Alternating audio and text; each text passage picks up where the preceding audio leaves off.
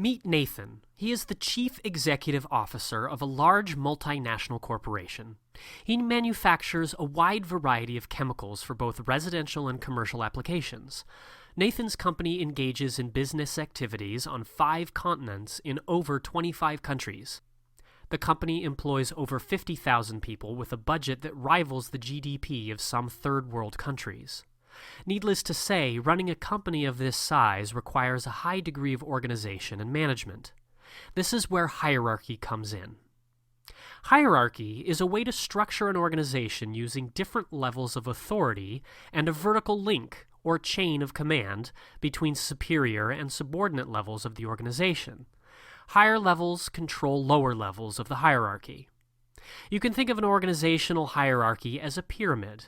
The highest level of authority is at the top of the pyramid, and orders flow from this top level down to the next level, where it continues to move on down until it reaches the level where the order is supposed to be carried out.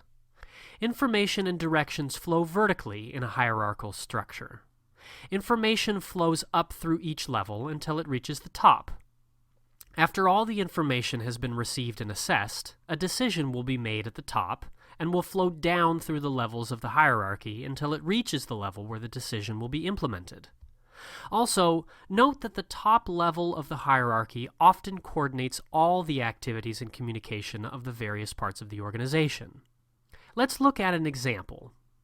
Nathan has received a report from his research and development division that a new cleaning solvent has successfully passed all regulatory requirements and is ready to be produced and marketed to the public. Nathan sends directions to his vice president of finance to prepare a budget for financing the production and marketing of the new chemical. He directs his marketing VP to have a marketing plan developed, and his VP of production to develop a production schedule based on the projected budget received from the finance VP. Each VP will delegate part of their task to their respective department heads, who may, in turn, delegate some tasks to their supervisors. Once the task has been completed, the information will flow back up through the hierarchy to Nathan, where it will be assessed and further decisions will be made. An organizational chart is a diagram of an organization's structure. It will show the job titles and patterns of authority in the organization. It is a useful tool to figure out an organization's hierarchy. The top of the chart will depict the highest level of the hierarchy.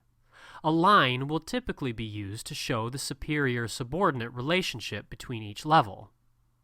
Let's look at what the organizational chart of Nathan's company may look like. Nathan's level is represented by the term president, with a line flowing down to each vice president under his direct control.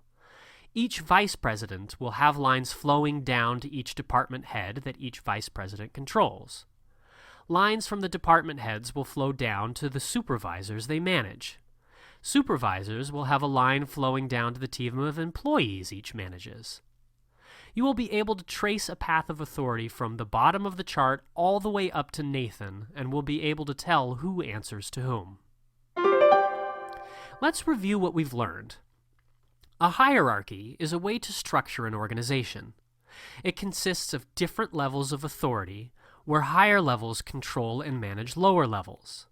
Information usually flows up the hierarchy to the top where decisions are made.